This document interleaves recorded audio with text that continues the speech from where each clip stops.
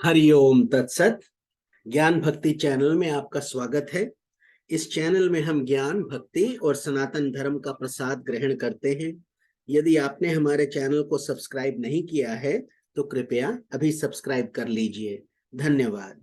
हमारा दंडवत प्रणाम है ब्रह्मांडीय ईश्वरीय शक्ति को, हमारे पूजनीय गुरुदेव श्री स्वामी ज्योतिर्मयानंद जी महाराज को, सब संतों और शास्त्रों को, और आप सब में विद्यमान परमेश्वर को।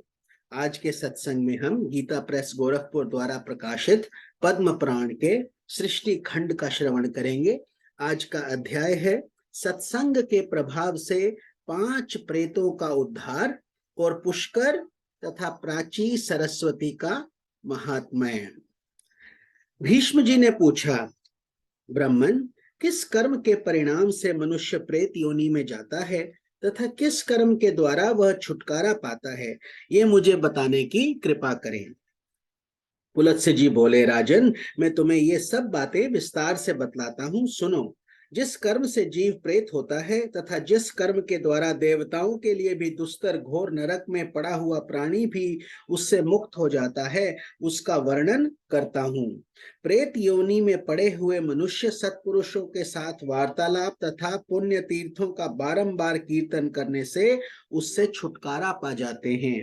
भीष्म, सुना जाता है प्राचीन काल में कठिन नियमों का पालन करने वाले एक ब्राह्मण थे जो पृथु नाम से सर्वत्र विख्यात थे। वे सदा संतुष्ट रहा करते थे। उन्हें योग का ज्ञान था।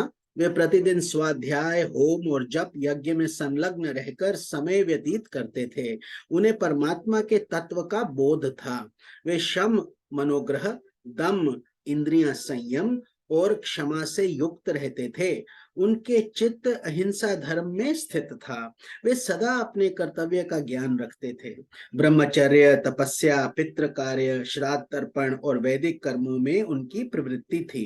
वे परलोक का भय मानते और सत्य भाषण में रत रहते थे। सबसे मीठे वचन बोलते और अतिथियों के सत्कार में मन लगाते थे। सुख दुख आदि संपूर्ण द्वंद्वों का परित्याग करने के लिए सदा योगाभ्यास में तत्पर रहते थे। अपने कर्तव्य के पालन और स्वाध्याय में लगे रहना उनका नित्य का नियम था। इस प्रकार संसार को जीतने की इच्छा से वे सदा शुभ कर्म का अनुष्ठान किया करते थे। ब्राह्मण देवता को वन में निवास करते अनेकों वर्ष व्यतीत हो गए। एक बार उनका विचार हुआ कि मैं तीर्थ यात्रा करूं, तीर्थों के पावन जल से अपने शरीर को पवित्र बनाऊं। ऐसा सोचकर उन्होंने सूर्योदय के समय शुद्ध चित्त से पुष्कर तीर्थ में स्नान किया और गायत्री का जप तथा नमस्कार करके यात्रा के लिए चल पड़े। जाते जाते एक जंगल के बीच में कंटका कीर्ण भूमि में, जहां न पानी था न वृक्ष, उन्होंने अपने सामने 5 पुरुषों को खड़े देखा जो बड़े ही भयंकर थे। उन विकट आकार तथा पापपूर्ण दृष्टि वाले अत्यंत घोर प्रेतों को देखकर उनके हृदय में कुछ भय का संचार हो आया। फिर वे भी निश्चल भाव से खड़े रहे। यद्यपि उनका चित्त भय से उद्विग्न हो रहा था, तथापि उन्होंने धैर्य धारण करके मधुर शब्दों में पूछा, विकराल मुख वाले प्राणियों, तुम लोग कौन हो? किसके द्वारा कौन सा ऐसा कर्म बन गया है जिससे तुम्हें इस विकृत रूप की प्राप्ति हुई है? प्रेतों ने कहा, हम भूख और प्यास से पीड़ित हैं, सर्वदा महान दुखों से घिरे रहते हैं। हमारा ज्ञान और विवेक नष्ट हो गया है। हम सभी अचेत हो रहे हैं। हमें इतना भी ज्ञान नहीं है कि कौन दिशा किस ओर है। दिशाओं के बीच की अवान्तर दिशाओं का भी हम नहीं पहचानते। आकाश, पृथ्वी तथा स्वर्ग का भी हमें ज्ञान नहीं है। ये तो दुख की बात हुई। सुख इतना ही है कि सूर्योदय को देखकर हमें प्रभात सा प्रतीत हो रहा है। हम में से एक का नाम पर्युषित है, दूसरे का नाम सूचिमुख है, तीसरे का नाम शीघ्रग, चौथे का रोधक और पांचवें का लेखक है। ब्राह्मण ने पूछा, तुम्हारे नाम कैसे पड़ गए? क्या कारण है जिससे तुम लोगों को ये नाम प्राप्त हुए हैं? प्रेतों में से एक ने कहा, मैं सदा स्वादिष्ट भोजन किया करता था और ब्राह्मणों को पर्युषित बासी अन्न देता था। इसी हेतु को लेकर मेरा नाम पर्युषित पड़ा है। मेरे इस साथी ने अन्न आदि के अभिलाषी बहुत से ब्राह्मणों की हिंसा की है, इसीलिए इसका नाम सूचीमुख पड़ा है। यह तीसरा प्रेत भूखे ब्राह्मण के याचना करने पर भी उसके कुछ देने के भय से शीघ्रता पूर्वक वहां से चला गया था, इसलिए इसका नाम शीघ्रग हो गया। ये चौथा प्रेत ब्राह्मणों को देने के भय से उद्विग्न होकर सदा अपने घर पर ही स्वादिष्ट भोजन किया करता था, इसलिए यह रोधक कहलाता है। तथा हम लोगों में सबसे बड़ा पापी जो ये पांचवा प्रेत है, ये याचना करने पर चुपचाप खड़ा रहता था या धरती को देरने लगता था, इसलिए इसका नाम लेखक पड़ गया। लेखक बड़ी कठिनाई से चलता था। रोधक को सिर नीचा करके चलना पड़ता था। शीघ्रग पंगु हो गया है। सूची हिंसा करने वाले का सुई के समान मुंह हो गया है तथा मुझ पर्युषित की गर्दन लंबी और पेट बड़ा हो गया है।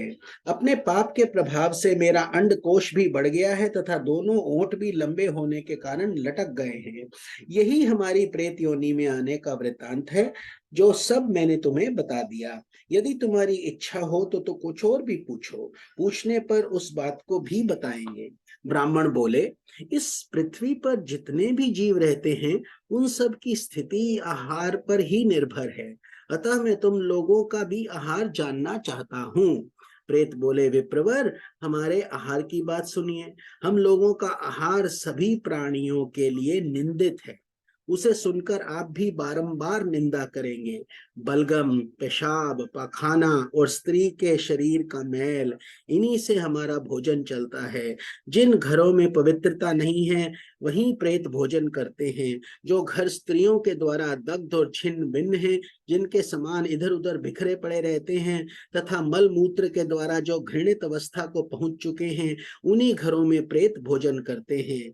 जिन घरों में मानसिक लज्जा का अभाव है, पतितों का निवास है तथा जहाँ के निवासी लूटपाट का काम करते हैं, वहीं प्रेत भोजन करते हैं। जहाँ बलि वैश्य देव तथा वेद मंत्रों का उच्चारण नहीं होता, होम और व्रत नहीं होते, वहां प्रेत भोजन करते हैं। जहाँ गुरुजनों का आदर नहीं होता, जिन घरों में स्त्रियों का प्रभुत्व है, जहाँ क्रोध और लोभ ने अधिकार जमा लिया है, वहीं प्रेत भोजन करते हैं। तात मुझे अपने भोजन का परिचय देते लज्जा हो रही है, अतः इससे अधिक मैं कुछ नहीं कह सका। तपोधन, तुम नियमों का दृढ़ता पूर्वक पालन करने वाले हो, इसलिए प्रेत योनि से दुखी होकर हम तुमसे पूछ रहे हैं, बताओ कौन सा कर्म करने से जीव प्रेत योनि में नहीं पड़ता।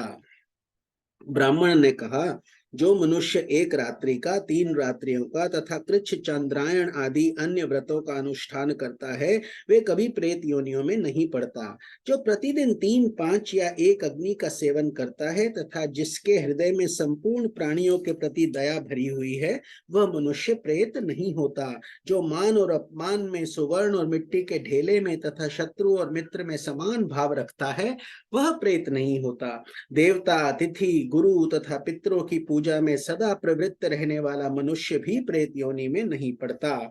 शुक्ल पक्ष में मंगलवार के दिन चतुर्थी तिथि आने पर उसमें जो श्रद्धा पूर्वक श्राद्ध करता है, वह मनुष्य प्रेत नहीं होता।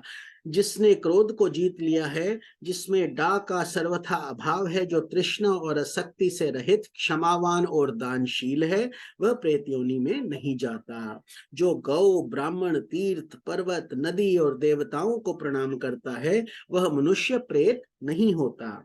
प्रेत बोले, महामुने, आपके मुख से नाना प्रकार के धर्म सुनने को मिले, हम दुखी जीव हैं, इसलिए पुनः पूछते हैं, जिस कर्म से प्रेत योनियों में जाना पड़ता है वे हमें बताइए।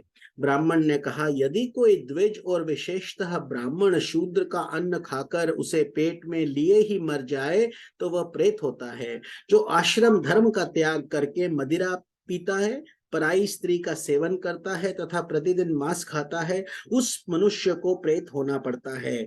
जो ब्राह्मण यज्ञ के अनाधिकारी पुरुषों से यज्ञ करवाता है, अधिकारी पुरुषों का त्याग करता है और शूद्र की सेवा में रत रहता है, वह प्रेत योनि में जाता है। जो मित्र की धरोहर को हड़प लेता है, शूद्र का भोजन बनाता है, विश्वासघात करता है और कूटनीति का आश्रय लेता है, वह निश्चय ही प्रेत होता है। ब्रह्म हत्यारा, गो घाती, चोर, शराबी, गुरु पत्नी के साथ संभोग करने वाला तथा भूमि और कन्या का अपहरण करने वाला निश्चय ही प्रेत होता है। जो पुरोहित नास्तिकता में प्रवृत्त होकर अनेकों ऋत्विजों के लिए मिली हुई दक्षिणा को अकेले ही हड़प लेता है, उसे निश्चय ही प्रेत होना पड़ता है। विप्रवर, पृथु जब इस प्रकार उपदेश कर रहे थे, उसी समय आकाश में सहसा नगाड़े बजने लगे। हजारों देवताओं के हाथ से छोड़े हुए फूलों की वर्षा होने लगी।